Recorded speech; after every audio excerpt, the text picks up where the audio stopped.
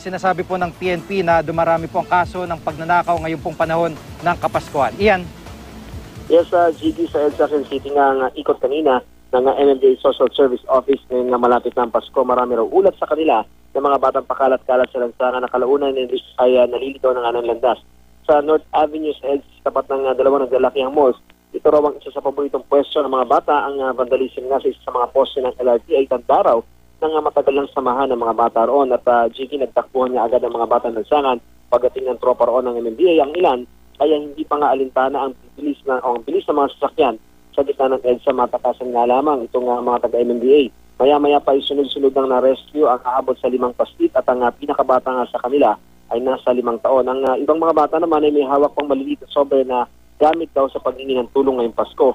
At ang mga batang yan, GD, agad na dinila sa Social Services Development Department ng Quezon City at dadalhin muna raw sila sa shelter at hahanapin ang kanilang mga magulang.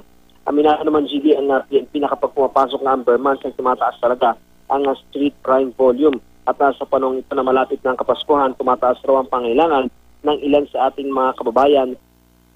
At noong isang taon, GD, base sa datos ng PNP, DITM, nasa 2,141 yung street crime volume sa buong bansa para sa buwan ng Setyembre. At sa ngayong September 2013 ay taas ang naitala nila na 2,792 incidents. Kalahati sa mga krimen na yan ay nangyari dito mismo sa Metro Manila. Sa robbery cases naman ay pinakamataas ang tutok kalawit o yung parang hold up na 395 at ang robbery snatching ay magkakasunod din ang taas na naitala sa pag-snatch ng mga bag at pag-snatch ng mga cellphone. Mataas din ang mga theft cases sa panguna ng pananalisis at pandurukot.